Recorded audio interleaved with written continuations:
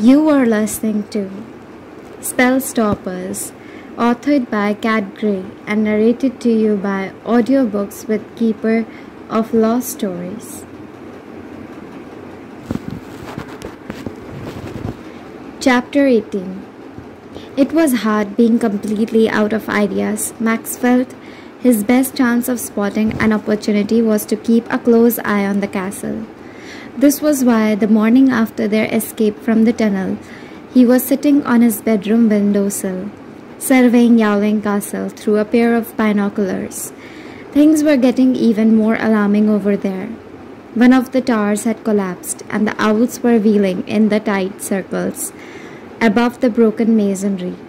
The green mist and the dark clouds had spread right across the cove and had almost reached the village, giving the whole place an eerie feeling. As if something very bad was about to happen, Max wondered what was going on. Was the castle starting to fall apart of its own accord, or was it something to do with Bram?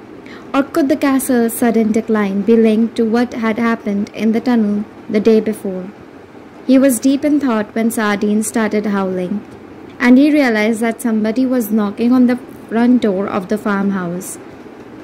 Max hurried down the stairs and found a small, nervous-looking woman standing on the doorstep, clasping what looked like a jewelry box. It was another customer. Before Max could tell her to go away, she started talking very quickly. "It's been in my family for generations," she began, clearly distressed. "I inherited it from my grandmother. I thought I was losing my mind at first, until I realized that it was a necklace. Now I never put it on. I didn't know what to do, but then my friend showed me a painting that you had fixed. I thought that maybe you would be able to help." She trailed off, looking pleadingly at Max. "I can't help, I'm afraid," said Max. "I'm too busy." "Please," she cried, looking as if she was about to burst into tears. "This is my last hope." Max relented. "What exactly is wrong with it?" he asked, looking warily at the box. "It makes you forget everything as soon as you put it on," she said in a rush, looking even more anxious than before. She snapped the box open to reveal a glittering diamond necklace. "And what was it supposed to do?" asked Max. "What was its power to start with?" "To start with?" The woman looked confused. "I don't want it to have any powers," she burst out. "I just want it to be an ordinary necklace." Max was suddenly a lot more interested. He had spent the previous evening working on all the enchanted objects that had been left in Bram's office. The sapphire ring, the cursed cup, and even a set of toy soldiers that had developed unpleasantly murderous tendencies. Everything Bram had taken on required rebalancing the object, not removing the magic completely. This was an opportunity to spell stop something stronger than a stuffed weasel. "I'm sure I can fix it," he said eagerly. "Leave it with me." The woman hesitated. "Would you mind if I waited?" she asked. "Only because it's so valuable. I'm frightened to let it out of my sight. It's worth more than my house." "All right," said Max, taking the box. "I'll do it now."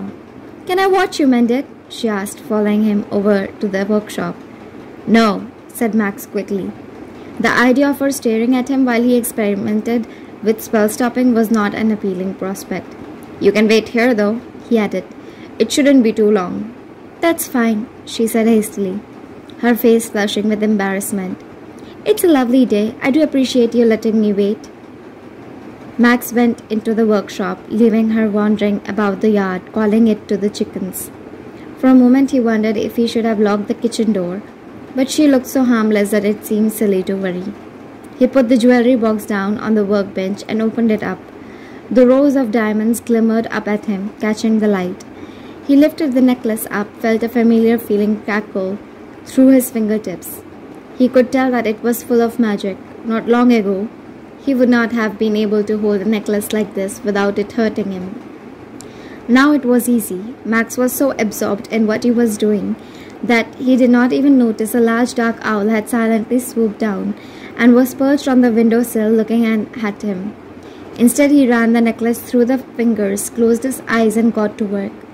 He soon reached the point at which he would usually have stopped when the magic felt contained in the necklace. Instead of sparking outwards as it had done with But this time he kept going, forcing the magic to keep draining away.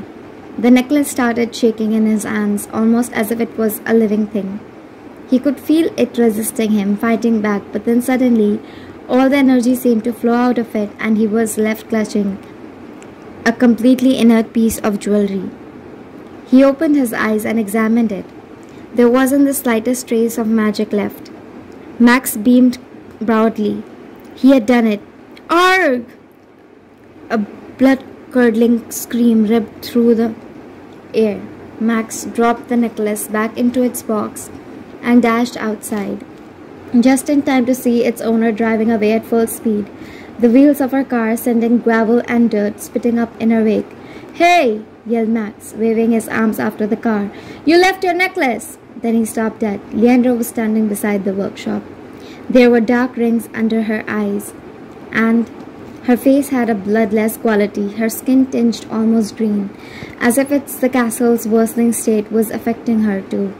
But she still seemed as pleased with herself as ever. "I think I scared away your customer," she said, her dark eyes glinting with amusement. "Oops!" "What did you do to her?" demanded Max. Leandra just smiled and shook her head as if she could not possibly say. "You have learned how to spell stop," she said eventually. "I saw you through the window." "So what if I have? Where's Bram? Is he still alive?" "Bram is absolutely fine." "When are you going to let him go?" "He can leave as soon as he fixes the castle," snapped Leandra, her mood changing at once. "All I want is to keep Yowling Castle from falling down. Previously, that's been quite easy, as there's always been a spell stopper willing to step in. But your grandfather would rather see the castle collapse than lift a finger to help." "He can't," retorted Max. "How many times do you need to be told that?" Leandra scowled at him, looking so annoyed that Max wondered if she was going to attack him. But she did not. "I think you should come with me to the castle," she said instead. "If you can spell stop, you'll be able to help him." Max opened his mouth to refuse, then closed it again.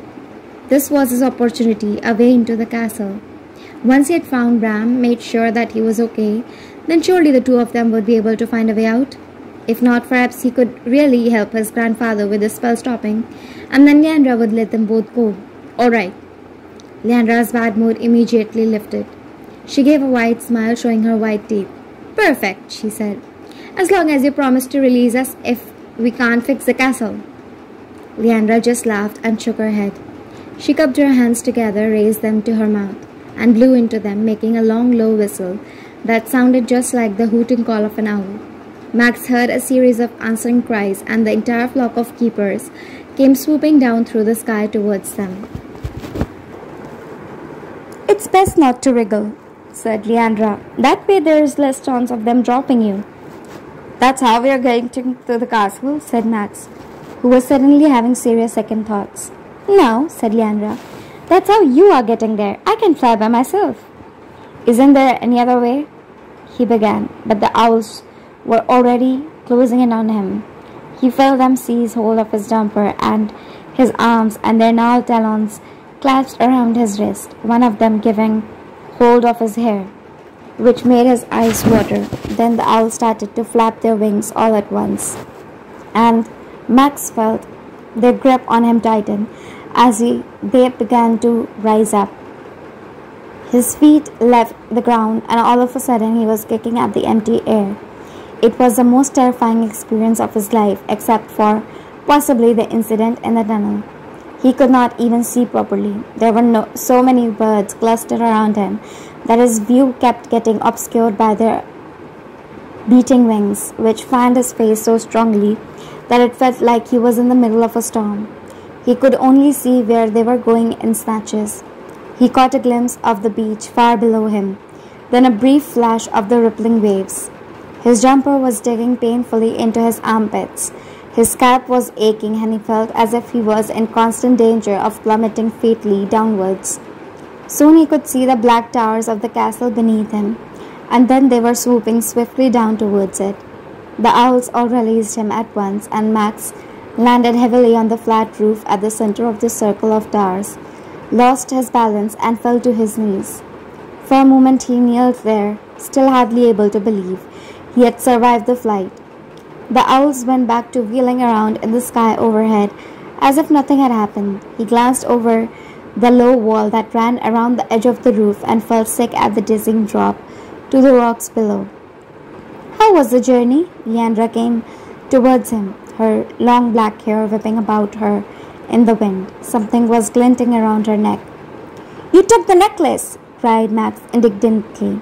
I can take whatever I like, she said, smiling nastily at him. I do whatever I want. You really should be more frightened of me, Max. She flickered her finger at him and a burst of flame shot towards him, stopping in midair just before it touched his face. He could feel the heat of it as he stumbled backwards away from her. Leandra closed her fist and the fire vanished at once. Don't worry, I won't kill you. Not yet, anyway. Max tried his best not to look scared. Where's Bram? He asked, wanting to see his grandfather more than anything. Leandra shrugged. I have no idea. What do you mean? Said Max, his voice rising in alarm. Where are you keeping him? Max, she said with a dramatic sigh, look around you. Look at the size of this castle. Your grandfather could be anywhere.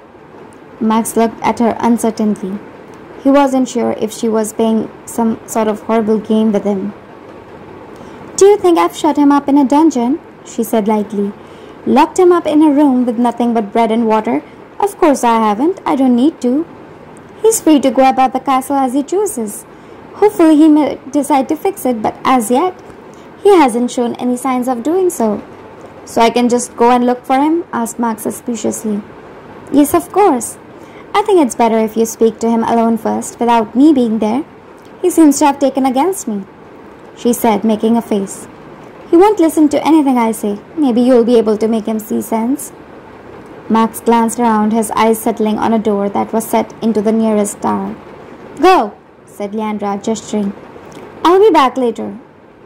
As he returned away from her, he heard a whoosh and the sound of beating wings. When he glanced up, he saw that she had turned back into an owl and was flying away, the glint of the diamond necklace twinkling around her feathered neck. Chapter 19. It was only after Leandra had gone and Max was left alone on the roof that the reality of his situation really began to sink in. Now that he had finally arrived at the castle, he realized the sheer scale of what he had got himself into. The castle was enormous. The vast flat roof stretched out in all directions, with the soaring dark towers rising up around the edges. The ominous clouds that had gathered above the castle blocked the sunlight, making it feel even more eerie and oppressive. Although Max was just on the roof, he could already tell that the building was in an even worse state than he had imagined. The slates had slid off the sharply pointed roofs of the towers, and parts of the walls had collapsed, leaving gasping black holes. The outside of the building was completely covered in dark, slimy moss. Max could feel it squelching damply every time he took a step. But the most unsettling thing of all was the way that the entire castle was shuddering very slightly. Max had never experienced an earthquake, but he imagined that this was the beginning of one what would feel like. He went over to the door that had spotted set into the side of one of the towers. He hesitated for a moment before he touched the handle, but it turned when he opened it. He had been wondering whether he would have problems with the castle, given his sensitivity to different forms of energy, but it seemed as if the magic that governed Yalin Castle was a more complex than anything he had previously encountered. It felt bigger somehow and older, as if it was too important to be affected by someone as small as him. Still feeling apprehensive, Max made his way down a flight of steps and came out into a long corridor festooned with cobwebs. As he made his way along it, a floorboard vanished. Just as he was about to step into it, he stopped dead and peered down through the hole to the floor far below. His heart was thudding in alarm, but he took a deep breath and forced himself to jump over the gap. A couple of steps later, the same thing happened again, but this time Max's foot was actually on the board. His leg plunged downwards and Max lurched forwards away from the jagged hole, barely making it to safety.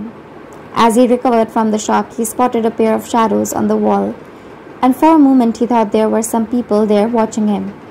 "Hello?" he called, and looked around in all directions, but nobody was there. Max hurried down the rest of the corridor as quickly as he could, and then down another staircase. He was almost at the bottom when the stairs disappeared from beneath him, and it was lucky that Max managed to grab hold of the handrail. He swung in the air for a moment, then dropped the remaining distance onto the cold stone floor. He was in a big hallway with high arched doorways and narrow slit windows that let in very little light.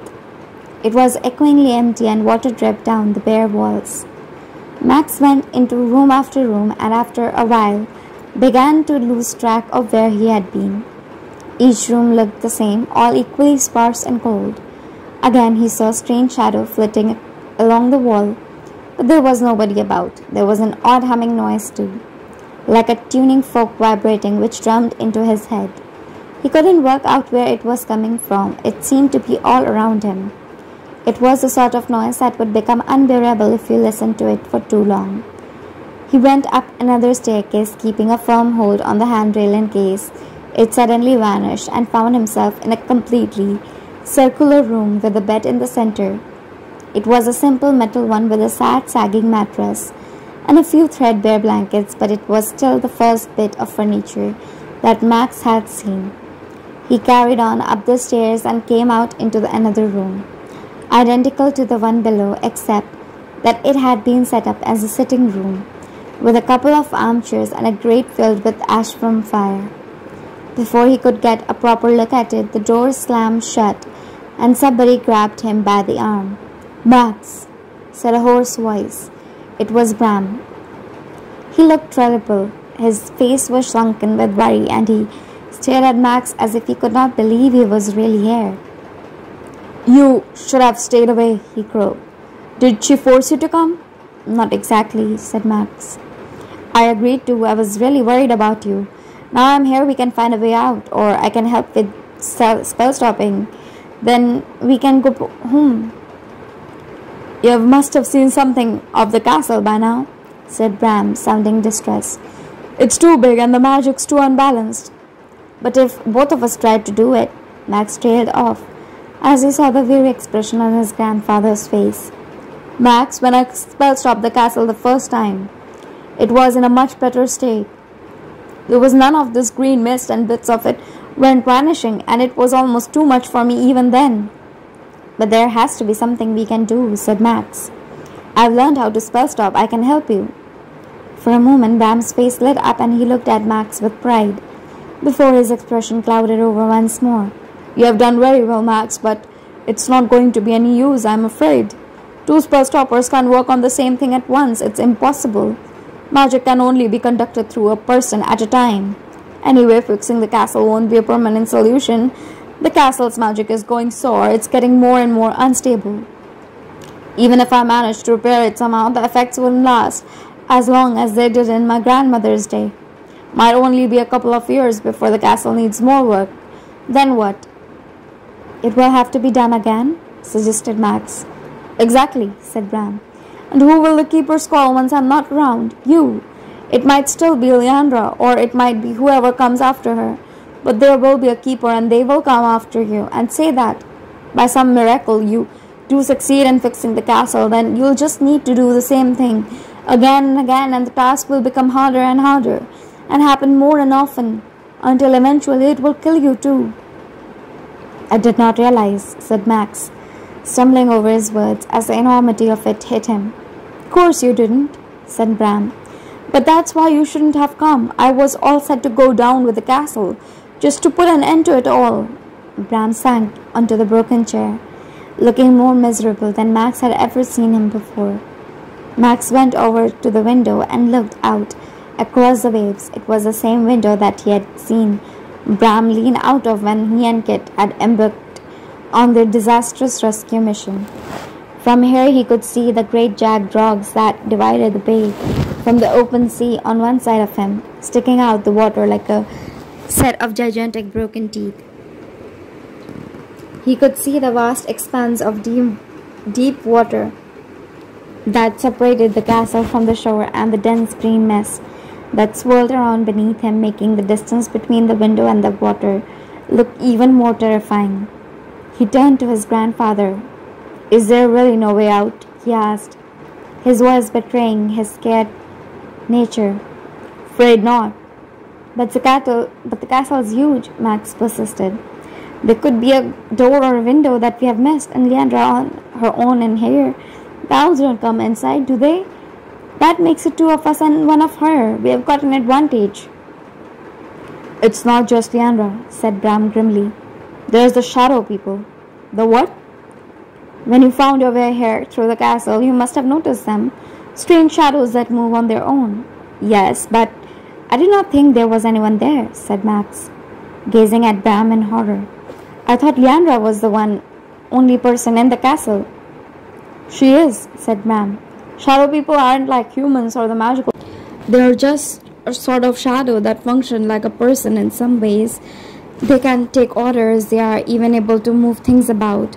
They are part of the castle's magic. They only obey the keeper.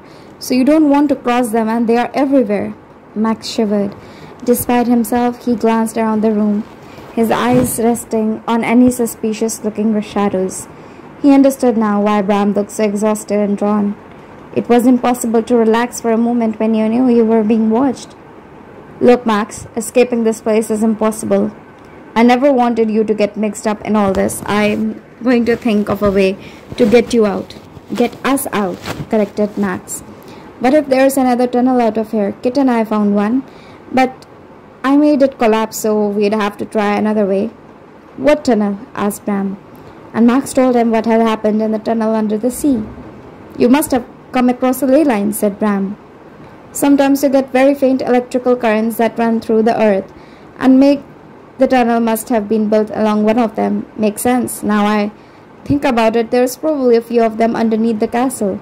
You often get strange things built on top of ley lines." "Well, it's gone now," said Max. "I spell stopped it." "You what?" Bram seemed surprised. "I just stopped it, the same way I'd spell stop anything. That was when the tunnel caved in." "But that's remarkable. I've never heard of anything like it. No wonder the castle's getting so much worse. You must have weakened it. You spell stopped that line yesterday afternoon, didn't you?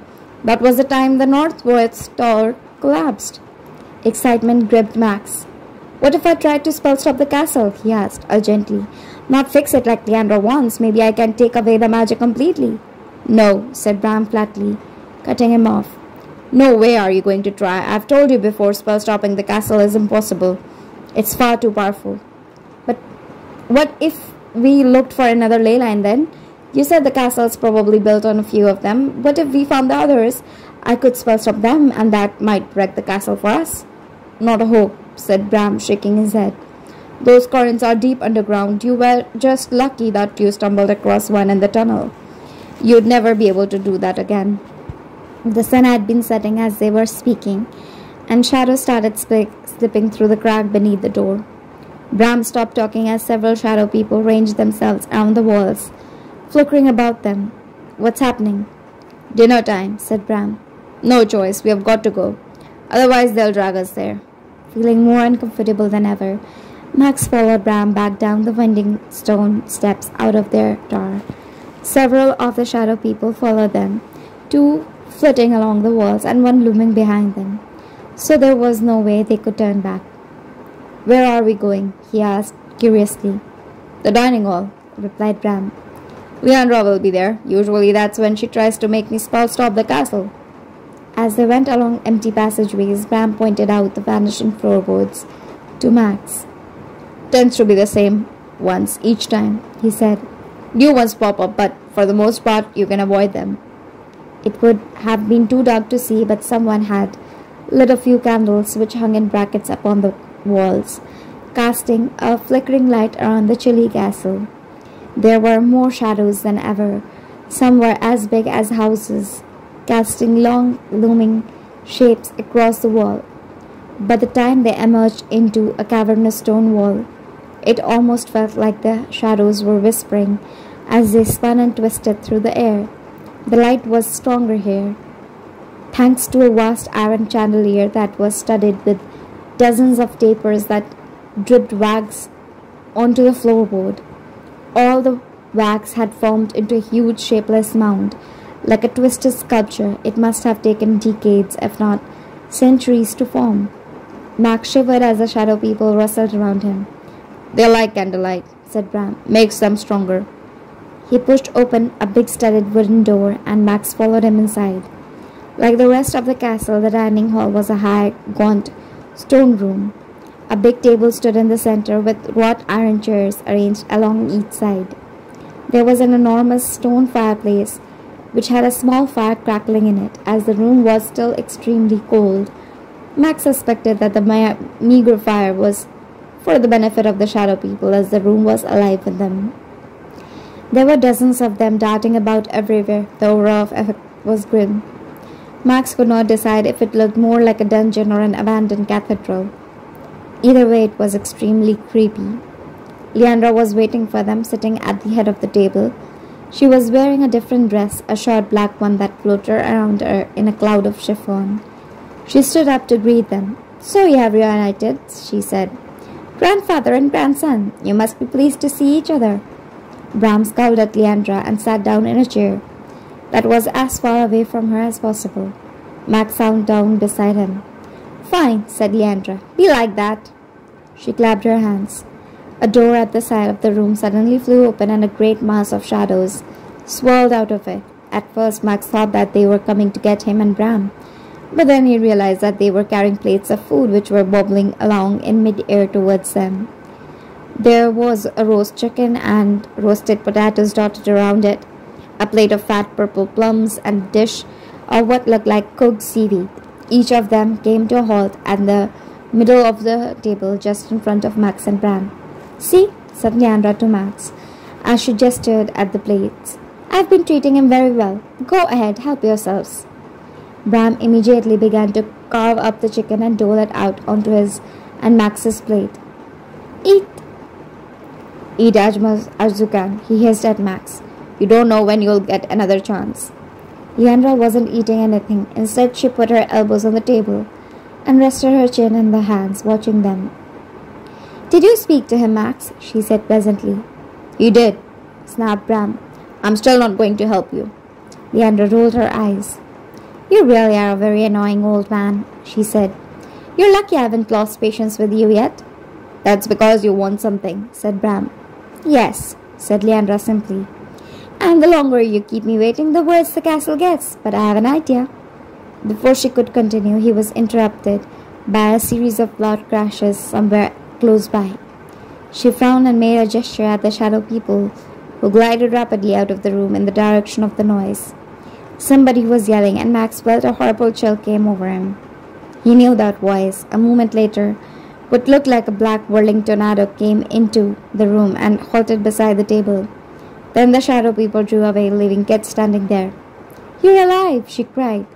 When she saw Max and Bram, then she stopped suddenly, as another shadow wrapped around her form, head to toe like a blanket. Max and Bram both leaped up to get over to her, but shadowy fingers forced them back down into their seats. Several of the shadow people have glided over Leandra, and she listened to them as if they were speaking through Max couldn't hear them. "It sounds like she was found climbing out of a sewage pipe," said Leandra, making a face at the other two. "How unpleasant." She made a sweeping gesture with her hand, and the shadow unwrapped Kit, who glared at Leandra with absolute loathing. "It's useful in a way that you came," continued Leandra as Kit stared at Max in shock. "3 hostages are better than 2. "Let Max and Kit go," Bram began. "I'll not consider anything until you take them back." In response, Leandra stabbed her fingers at the table, and the food in front of them burst into flames. "I'm not bargaining with you," she said coldly. "And I'm not stupid. It's more useful keeping them here." She paused, and they all stared at her like rabbits caught in the glare of car headlights. "Let me make this very simple for you," she said at last. "Either you fix the castle tonight, or one of you will die, and the rest of the keepers will make sure that there isn't anything left afterwards. I haven't decided yet what order I will kill you in." There was a long, horrible pause as Leandra studied them. "Her first, I think," she pointed at Kit. who flinched as a blast of flame narrowly missed her ear. "Then the boy," she continued, and Max ducked as another blast went over his head. "And finally you." She pointed her finger at Bram, who did not duck or flinch, and Leandra froze as a flame danced at the end of her fingertip. There was a long, horrible moment as they all stared at her, and then she closed her fist, extinguishing the flame. "I'm not bluffing, old man," she said coolly. "You can't just sit here and wait for the castle to collapse. I'll kill both of them. After that, if you still haven't budged, I'll destroy every single person in Yowling too. I won't stop until you help me." All Max could smell was the acrid reek of burning food. The plums had turned to ash, the chicken carcass was black and brittle, and the potatoes were lumps of charcoal. The seaweed smelled worst of all, a dish of black powder with a sour vegetable reek. "It looks like dinner is over," said Leandra, sitting back in her chair. Max got to his feet and dashed over to Kit. Ram got up slowly as if he was utterly exhausted. "Remember," said Leandra as they left, "you've got until tomorrow morning. If the castle hasn't been fixed by the time the sun rises, that's the end." Chapter 20. "Go back to the tower," Bram said, as soon as they had left the dining hall, still reeling from the shock of what had happened. "I'll see you up there." "Why?" asked Max at once. "Got to check something. It's better if I go on my own." "We are coming with you," said Max. "You will be safer in the tower house," insisted Bram. "I don't think any of us are safe wherever we are," said Kit, who was looking very pale. "Tell us what you're planning," said Max. "Whatever you do is going to affect us all. We are in this together now." Bram closed his eyes for a moment, as if he could not quite cope with the way things were turning out. Then he sighed. "All right then," he said. "Follow me." "How did you get into the castle?" Max asked Kit, as they followed Bram down an echoing stone passageway. He spoke in a low voice, aware of the listening shapes that flitted alongside them, blotting out their own shadows. "It turns out I'm actually a Selkie after all," Kit whispered back. "When I saw all the owls dragging you off across the cove, I was so worried that I waded out into the sea after you, and then suddenly I transformed. It was the strangest thing. I did not know what had happened to begin with, and then I was able to swim over. It hardly took me any time at all." "Kit, that's amazing news!" exclaimed Max. He knew how much she had minded not being able to transform like her sister. "But how did you get in? Did you get through the mist?" Kit shook her head. "I swam around the base of the castle and noticed there was a drainage channel, so I went up to it. Then as soon as I was out of the water, I was just somehow able to transform back. I don't know how I did it. I was still wearing the same clothes and I was completely dry. It was really weird. Anyway, I'd done that. I was able to climb up the pipe and into the castle.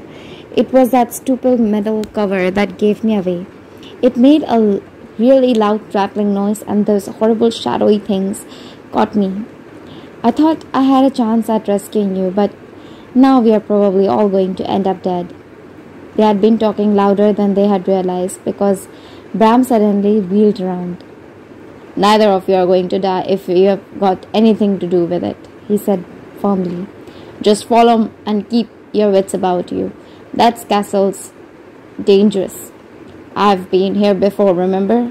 He led them through rooms that were covered in ice and others that were boiling hot and filled with steam.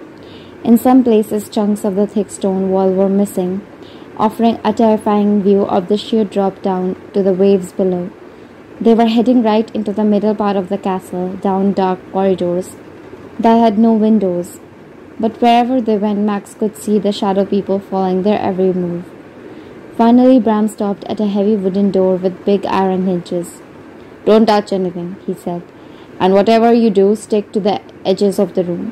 Max nodded, and so did Kit. Then Bram turned the handle, and they all went inside.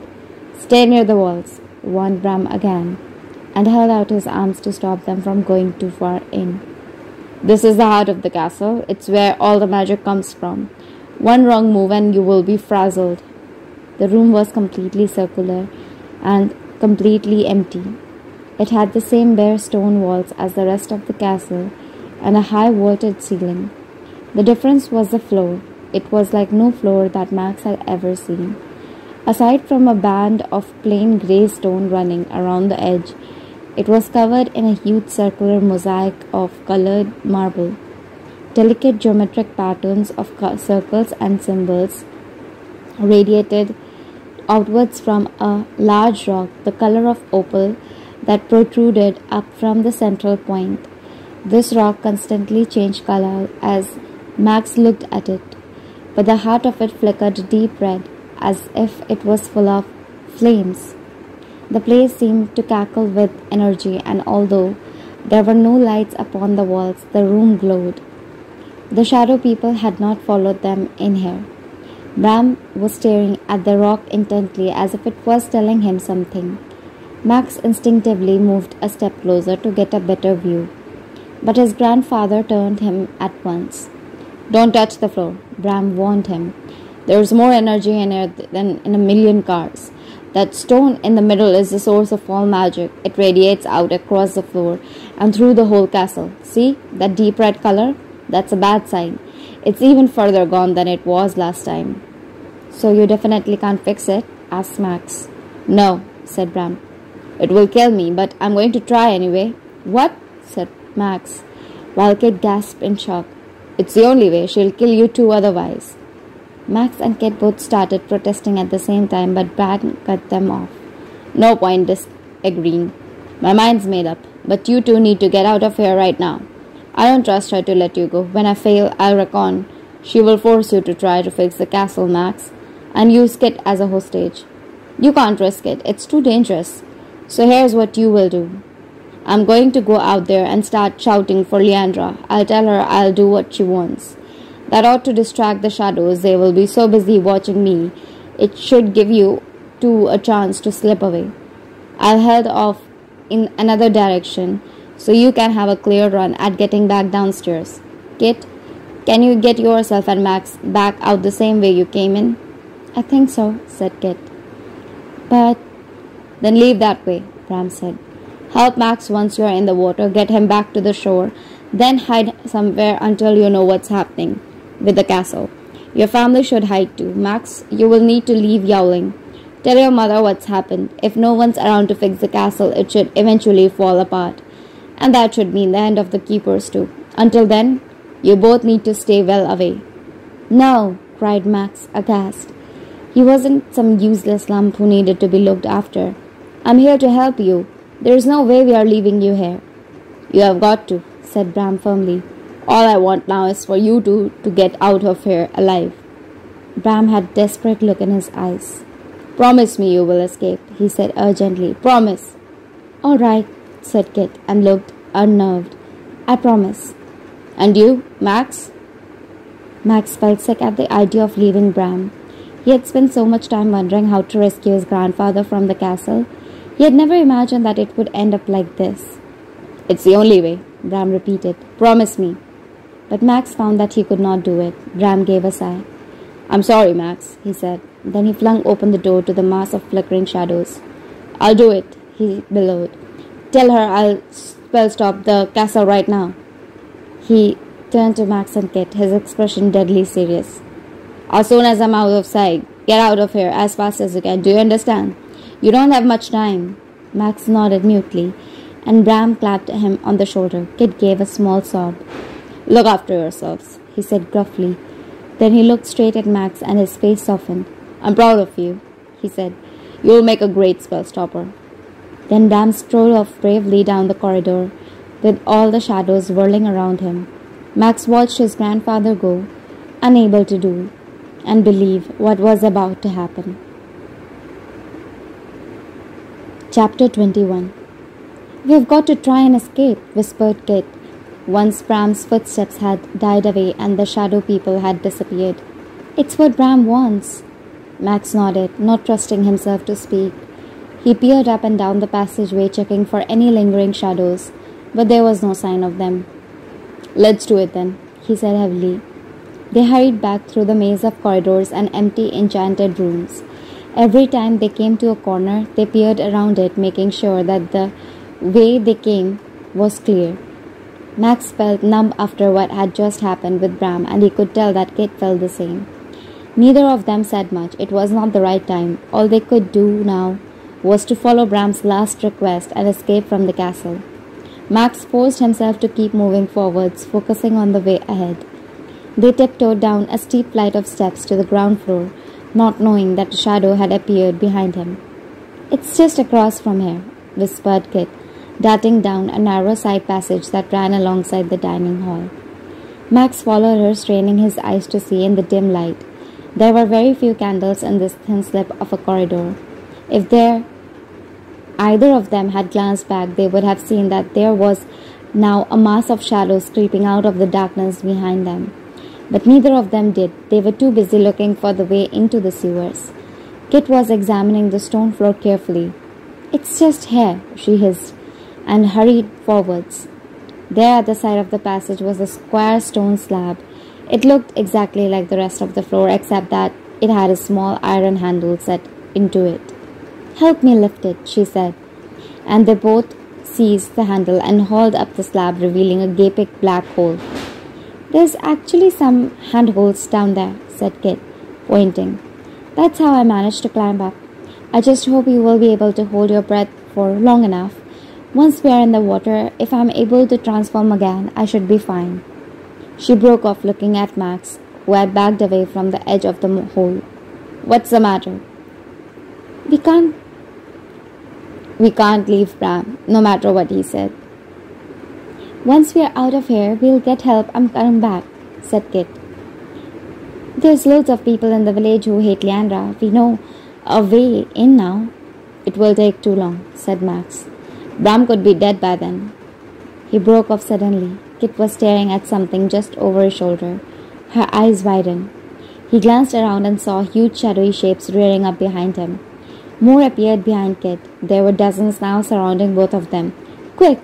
Kit cried, grabbing his arm, and they plunged forwards, trying to escape into the safety of the tunnel, but the shadows swooped upon them and wrapped their inky forms around them, enveloping them in darkness. Max could not see. He could barely breathe in the suffocating blackness that swirled around him like a tornado. It scooped him up and whirled him along so that his feet skimmed the ground. He had no sense of the direction that they were going in. It was like being caught in a nightmare. He tried to struggle against the blackness, to push it away, but his fist simply sank into the air. It was impossible to fight a being without a body that was made of nothing but shadow. Finally, his horrible journey came to an abrupt stop. The shadow people unwrapped themselves from him, and he was left dizzy and disoriented at a familiar door. Kit spun to halt beside him, looking green. "I think I'm going to be sick," she groaned. "It's the second time that's happened this evening."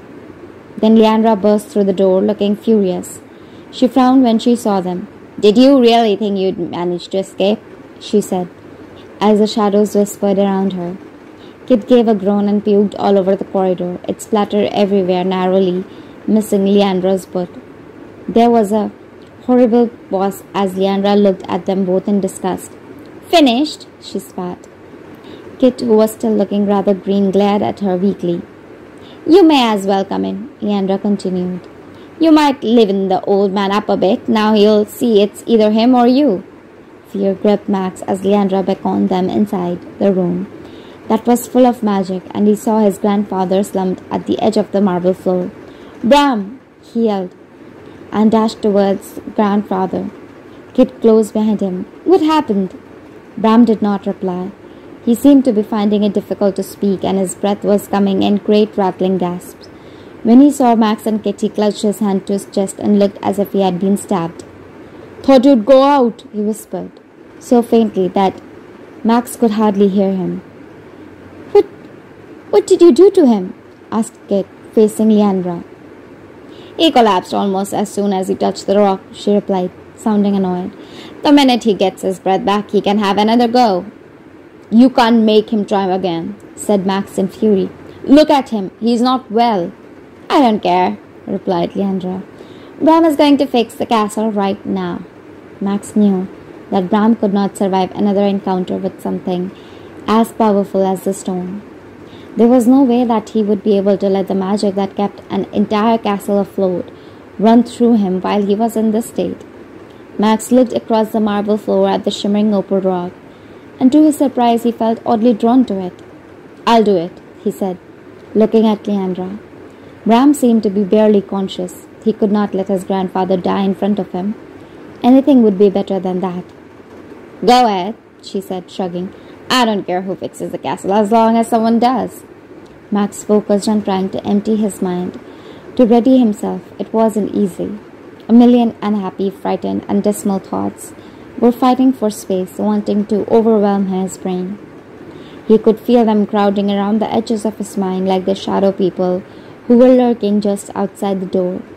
There was a thought that he could not possibly do this, that he was never going to manage a task as ridiculously huge as this one. He was just Max, a boy who until recently could not even touch a light switch without electrocuting himself. His mind unhelpfully provided him with countless memories of the many, many things he had broken.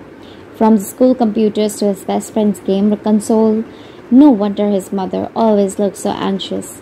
He thought again of how he had destroyed her brand new car. Breaking it had been bad enough, but the fact that he had fainted as well made it even worse.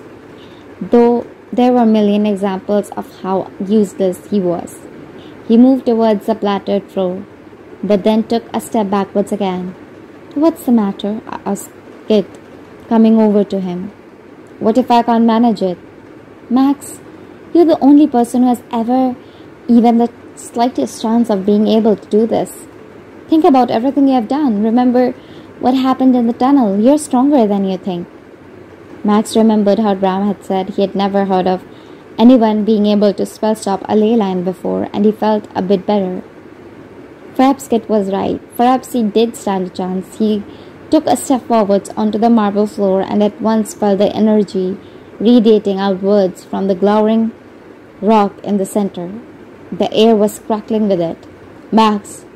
croaked Bram again, then doubled over as pain Leandra gave him was sharp kick. "Get on with it," she said impatiently, scowling at Max. Max turned his back on both of them and tried again to focus. Although he knew how to spell stop, he could not help but feel overwhelmed. The challenge ahead was terrifying. But as he stared at the stone, the skin prickling from the magic that sparked and fizzled through the air, he realized that whether he succeeded or not, he was going to try anyway. He felt stronger somehow once that thought had occurred to him. Worrying was just chewing over a problem until it ate you up. It couldn't change anything. There was no point in dwelling upon the past or worrying about the future when there was a chance to do something right now in the present. With this realization, Max felt his hand and mind clear. It was like going up in a plane when you get to the bright blue sky that's always waiting just above the clouds. He felt completely calm as he walked forwards across the circles and symbols that now seemed to be moving beneath his feet, and placed both his hands firmly upon the great glowing rock.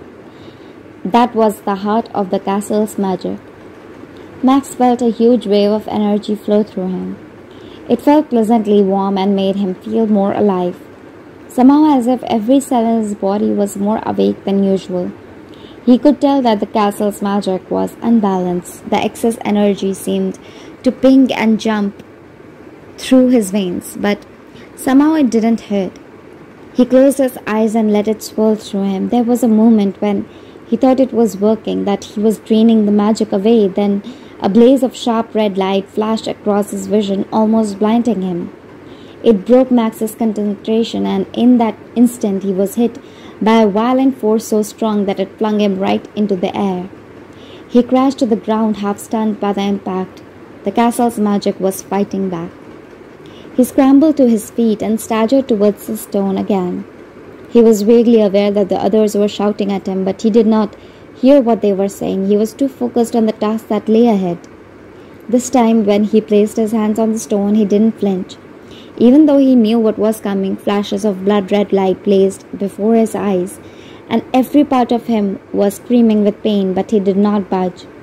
His whole being was focused on draining the energy out of the castle, and gradually he felt it change as it became under his control, slowly seeping out of the building and fading away into the atmosphere. Everything felt lighter somehow. There was still plenty of magic inside the stone. He could feel it, but it was no longer the unstable crackling energy of before. Unsure of what to do now, Max blinked and opened his eyes. The deep red flame that had been flickering inside the rock had faded to a soft pink. Leandra was studying the markings on the floor, which had changed color too and rearranged themselves. "You've done it," she said, and gave him a dazzling smile. She flicked her finger and a glowing flame appeared at the tip of her sharp silvery nail. "Excellent," she said, and blew it out. "You have rebalanced it perfectly." Max was no longer touching the rock, but he could still feel its energy coursing through him. He felt slightly dazed. It was a bit like fleeing that get you woken up midway through a dream. "Can we leave now?" he asked. "Fine," she said, shrugging. "You can crawl back through the sewers if you like." "But Bram can't do that," exclaimed Kit. "He's not well." "Don't talk to me like that," snapped Leandra. She gave a little flick of her finger and instantly flames licked at Kit's long hair. Her hair didn't catch alight, but it shriveled and singed, and a horrible smell of burning filled the room. Kit gasped as she clutched at a handful of hair blackened now, and it came away in her hands. "You're not going to change, are you?" asked Max, who was still standing beside the stone. "You're just going to carry on terrorizing everybody." "Why shouldn't I?" replied Leandra. "I never asked to be stuck here bound to this castle my entire life. If I can't be happy, I'm going to make sure that no one else is either." Bram had struggled to his feet and was staggering over to Kit, who seemed frozen with shock, still clutching a handful of burned hair. But Max had not moved. He realized that he hadn't yet finished. If he walked away now, nothing would have changed. Leandra would continue persecuting everybody, and the castle would continue to cast a shadow across the whole of Yelling. Max decided that he was about to attempt what Bram had said was impossible. He was going to completely spell-stop the castle. He took a deep, stirring breath and placed his hands back on the rock. This time, it was even harder than before. The castle clearly did not want to be spell-stopped. Pain shot up his arms again and through his body. It felt unbearable. There was so much magic flooding through him that Max's legs began to tremble and give way. He threw himself forward so he was half slumped over the rock, clasping it with both hands, as the ancient embedded energy that pulsed through it seeped into him and little by little diffused into the surrounding air and vanished. His teeth were clenched with sheer agony of it, and every fiber of his body felt like it was on fire, but something seemed to be happening. The swirling colors inside the rock were fading, dazed. Max watched as the light drained away and the rock became dull and opaque, until it looked like a lump of ordinary grey stone, no different to that of the surrounding walls. Then with a sharp crack it split in two, and the marble floor shattered into 100 pieces. Throughout this, Max had been dimly aware of Leandra screaming at him to stop, but she did not seem to be able to get near him, as the energy surrounding him was so strong, almost like a force field. He'd looked up as the stone's color faded away, and seen that Leandra was hunched over as if she was in pain. As the stone broke, she gave a loud cry that became the call of an owl. She swirled around, and her black hair and floating chiffon dress became feathers. Max collapsed into the shattered stone floor, breathing heavily, and stared in shock as Leandra was transformed clearly against her will into an owl. The diamond necklace clattered to the ground. With a screech, the owl flew past them and down the dark corridors without a backward glance. And from somewhere in the castle came a low rumbling noise like the sound of a thunder. Chapter 23. For a moment Max stayed where he was, slumped in the middle of the floor, still reeling from what had just happened. His muscles seemed to have turned to jelly, and as he scrambled to his feet, he stumbled and almost fell over. "Are you all right?" cried Kit. as she hurried over to him, her soot-streaked face alight with worry. "I think so," he said, taking a couple of deep breaths, trying to steady himself. He stared at the broken marble floor and the shattered stones, still in shock. "You've done it," croaked Bram, who was somehow staggering towards him, a look of absolute astonishment on his face. "You have spell-stopped the castle. I didn't think it was possible." "What do you think happened to Leandra?" asked Max, picking up the diamond necklace and putting it in his pocket. "Will she stay as an owl?" "I'd say so," said Bram, who was swaying slightly as if he was in danger of falling over again. "She'll have to join the rest of the old keepers now, and it doesn't look like there'll be another one in her place either, not after what you have done." Kit, meanwhile, had slipped through the door into the passageway beyond.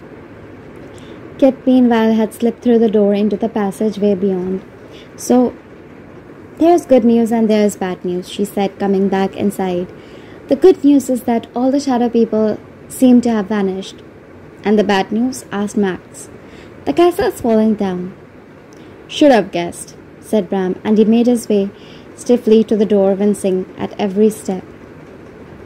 "Come on," said Max, still supporting Bram, as three of them splashed forwards, where the outer wall collapsed, tumbling into the sea and opening up a giant gaping hole in the side of the building, a full 3 stories high. "Are you going to be able to swim?" he asked, looking at his grandfather apprehensively. "Be fine," grunted Bram. "I'll be able to help him," said Kit. "Hopefully I'll transform once again we are in the water." "Hopefully," echoed Max. "You don't know?" "I've only done it once before, haven't I?" she said defensively. "I'm not sure if it will work. I'll be able to do it again." "We'll have to take the risk," said Max. "We are going to end up in the sea whatever we do." "Now?" asked Kit as more rubble drained down. Max nodded. They swam and swam. Their situation was made worse by the mugfish that might have attacked them. Max could feel himself getting tired, but even though he kept his eyes fixed on the glimmering lights of the village, they did not seem to be getting any closer. Max was beginning to wonder if they would ever get to safety. Then miraculously he heard a voice. "Ahoy there," it called. A boat was gliding towards them. Max barely registered it at first. He was too busy trying to free himself from the fish, but then a pair of large webbed hands seized him under the arms and hauled him into a very familiar boat. "Yerp," said Tom with a grin. "How did you know we were out here?" gasped Max. "We didn't," said the captain. "I'd spotted that something was going on at the castle and I got Tom to take me out for a better look. Then we saw some lost souls bobbing in the water, and bless me if it wasn't you lot." "But I thought your boat was ruined." "I patched it up this morning," said Kit. "I thought it would be better if I did it this time." Still looking rather shaken, the captain went to pick up an oar, but Tom promptly grabbed it off him. "Right you are, Tom. Let's get them back to shore." Chapter 23. It was a hot August afternoon, and Max and Kit were sitting on the beach at Yowling. It had been almost 3 weeks since they had escaped from the castle, and lots of things had changed since then. Some of the changes were small, like the fact that Kit now wore her auburn hair in a short bob instead of falling down below her shoulders. The bottom of it had been cut so badly that it had been a bob. "I don't mind it though," Kit had said. "It means I don't have to tie it back if I'm fixing something." "Hello, Max," said a moon-faced man in a square straw sun hat who was walking a small, strangely hairy creature on as if he was a dog. "Who was that?" said Max. "What's the spreads quickly in Yowling," said Kit. "Everyone knows what happened at the castle by now. They know it's thanks to you there's no keepers." "I still can't believe I sank the entire castle," said Max. "Bram's really excited about it. I don't think he's too happy about me going back to London. He says I need to carry on spell stopping." What do you want to do? Stay here, of course, said Max. In the distance, he could see a long, scaly back of something large and lizard-like, which was propelling itself through the water like a crocodile. Is that thing from the tunnel? He asked, changing the subject. I hope not, said Kit. That's the last thing I need. After 12 whole years, I was finally figuring out how to transform at the exact same time the monster ends up in the cove. Did you ever work out how you were suddenly able to do it? Dad reckons it might have been because I stopped thinking so much about it. After what happened when I was little, that time I nearly drowned, I just don't think I was ever comfortable enough in the water to be able to transform. Even when I jumped into the pool after Epi, I remember worrying about whether we'd drown. It was only when I waded out in the sea after the owls had taken you that I genuinely did not think about it, and that was when it finally happened. That's amazing, said Max. I suppose it was a bit like me figuring out how to spell stop. As soon as I stopped holding myself back, I could do it. I guess we both learned a lot this summer, sighed Kit, returning his smile. So my mother is going to open up a nursery to sell her plants, she said. She's already found the perfect place just at the edge of the village. She feels like she can finally do it now that Leandra's gone. That's fantastic news, said Max. It stopped on the road just above the where Max and Kit were sitting. It's my mother, cried Max, seeing the car.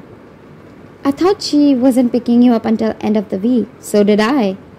Maybe she's here for Bram's birthday dinner tonight. Go and speak to her. I'll see you later. Max left Kit on the beach and padded his way up across the sand until he reached his mother. She had got out of the car and was standing at the edge of the road. At the point where it turned into sand, she was gazing out to the sea as if she couldn't believe her eyes. Mom? I've missed you so much. I didn't know you were down on the beach. I haven't been able to Bram's yet. After he told me what had happened with the castle, I wanted to see it for myself. Apart from the castle, it just is the same. Yeah, I missed it. Why didn't you ever tell me about it? If you'd grown up in this world, why didn't you let me know? Because I never was part of it. I had no special power. So I wasn't like the rest of the villagers. I was never going to be a spell stopper. And after Leandra attacked me, I really didn't want to stay. I wanted to make a new life for me. And I felt even more strongly about that when you came along. I just wanted to keep you safe. It wasn't until it became clear that you needed to be trained that I had to admit that I could not keep you any longer. You could have given me some warning. I thought I was cursed. I didn't know what was going on either at first. Remember, I never showed any signs of it, and once I'd figured it out, I still did not want you to come here. It was only when Bram warned me that you would be in serious danger as an untrained spell stopper that I realized I'd have to give in. She sighed and looked at Max, her face crumpling a little. I'm sorry, she said. I didn't mean to make life harder for you. I was just trying to do the right thing. It's okay. It all worked out in the end. His mother smiled back at him, and for once the perceptually worried face on her face was vanished. How did you get the car fixed? Asked Max. I thought they said it was impossible. It's a new one. They ended up replacing it. They thought that there must have been some sort of defect with the battery. I mean, it didn't sound great. The fact the car knocked my son unconscious, I can see why they wanted to smooth it over. Max grinned. I'll try not to do it again. Please don't, said his mother weakly. She started the car and they drove up the lane to the farmyard. Bram came out to meet them. He had almost completely recovered in the last couple of weeks and was nearly back to his old self. Bram and Max's mother had spoken on the phone quite a lot recently, and he was beaming from ear to ear when he saw his daughter and Max arrive together. Happy birthday, she called as soon as she spotted him. Knew you'd come round in the end. I'll give you a hand with your things. Max glanced into the back of the car and saw that it was packed full of bags. How long are you planning on staying? He asked. but his mother had already gone into the farmhouse.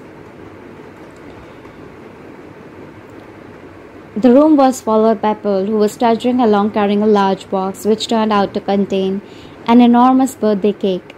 The dogs greeted her with delight and knocked the box straight out of her hands. It was only by sheer luck that Max grabbed it before they had a chance to dive in. Then the captain arrived, accompanied by Tom. Max had invited them both as a way of saying thank you for pulling them out of the sea that night at the castle. They all squashed together around the long farmhouse table. "So what are we having for dinner then?" asked Captain, patting his stomach in a very unghost-like way. "I'm starving," Kit said. Bram insisted on cooking himself, he said, feeling like he should warn her. We could not stop him. Kit's face fell. "No, it can't be." "Stew!" announced Bram. "There's plenty for everyone. Don't feel like you have to hold back." Max tried very hard not to laugh as he saw the expression on all the guests' faces. It seemed as if the real danger was that they wouldn't be able to hold back from being sick at the sheer sight of such lumpy, rancid mess. Afterwards, they all sang happy birthday to Bram. After everybody seemed to be enjoying themselves, it took Bram 6 blows to pull out all the candles. It was lucky that the cake was so enormous because everyone was still extremely hungry. Fortunately, after several fat wedges of apple cake, even Max felt stuffed. "I don't want to go back," he said desperately. "I want to stay here." "Good," said his mother. "I thought we'd both settle here for a while. See how things go." "Seriously? We are going to live with Bram, both of us?" His mother nodded. "The way you can carry on spell stopping, I wanted to help you. And I wanted a change anyway. Pearl's just offered me a job in her cafe." "Does Bram know we are staying?" "Of course he does. It was his idea, actually." "Thanks to all of you for coming this evening," he said, looking around the table. "As I think you'll all have guessed from the amount of candles on that cake, I am now in what's known as the prime of my life, and I've been thinking that it's about time for me to retire." "He can't," he heard everyone say. "Luckily for me, I've got 2 apprentices," Bram continued, "and I'm planning on handing the business over to them, if they are happy about it, of course." Max stared at Kit, speechless. "What do you say? Is it a yes?" They both spoke at once, not even needing to think about it. "Yes!" Everyone around the table clapped and cheered. Bram made his way over to his new apprentices. "Should have asked you before," he said, a roguish smile on his face. "But I could not resist surprising you, and to be honest, I didn't see either of you saying no. I'll still be here to give you a hand if you need it, but I reckon you will make a good team. Kit can repair anything, and Max, you are the best spell stopper I've ever seen.